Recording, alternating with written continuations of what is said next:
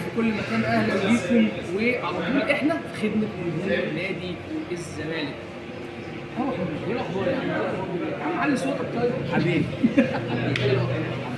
دلوقتي طبعا انت تعتبر الداعم الاول، اذا ترك الجميع مصطفى شلبي هتكون انت الداعم الاول والاخير ليه. اكيد انا بحبه وادعمه عشان يقدم عندنا الاداء الطبيعي. طيب جاهز تلعب معايا يلا؟ زملكاوي امتى؟ من وانا 7 سنين. من 7 سنين. ايه اللي حببك في نادي الزمالك؟ بحبه عشان لعبته وتاريخه واداؤه المميز.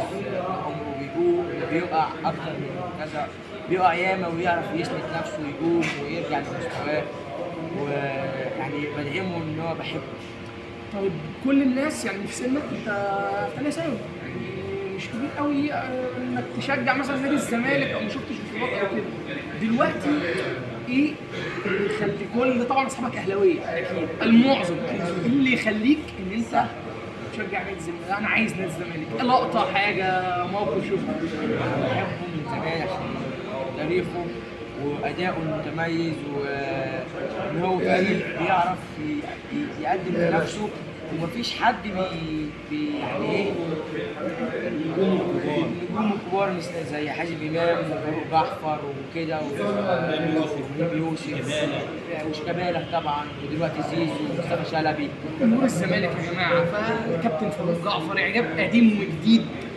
طيب كل الناس بتقول ايه مثلا؟ انا عايز تيشيرتك يا زيزو، ايه المختلف في مصطفى شلبي؟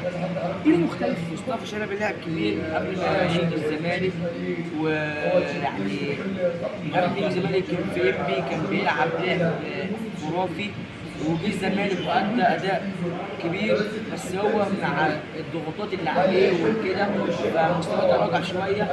وانا بحب ادعمه، ان هو اصلا بحبه من زمان، وبحب ادعمه واقول للجماهير الدعم، بالذات جماهير الزمالك ادعمه عشان يرجع لمستواه الطبيعي ويؤدي الاداء الجامد اللي كان بيأديه زمان، ويرجع لمستواه، يرجع للمنتخب المصري ويؤدي ويفيد الزمالك ويفيد المنتخب. تمام. دلوقتي هلعب معاك على اسئله سريعه. تمام. احسن لاعب في مصر؟ احسن لاعب في مصر بالنسبه لي كابتن زيزو. كابتن زيزو.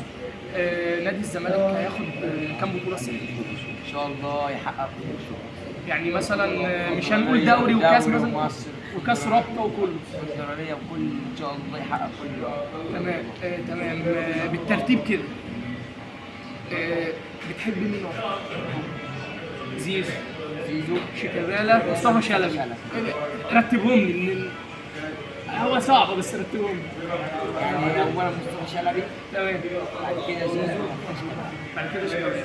طيب كلمه بقى لجمهور نادي الزمالك. بقول لجمهور نادي الزمالك ان يدعم الفريق ويدعم مصطفى شلبي ويدعم كل لعيب عليه ضغوطات عشان يركز ويرجع لمستواه الطبيعي. وبقول لهم ادعموا فريقكم، ان هو ان انتوا زملكاويه، يعني لازم تدعموا فريق ما تضغطوش عليه. حبيبي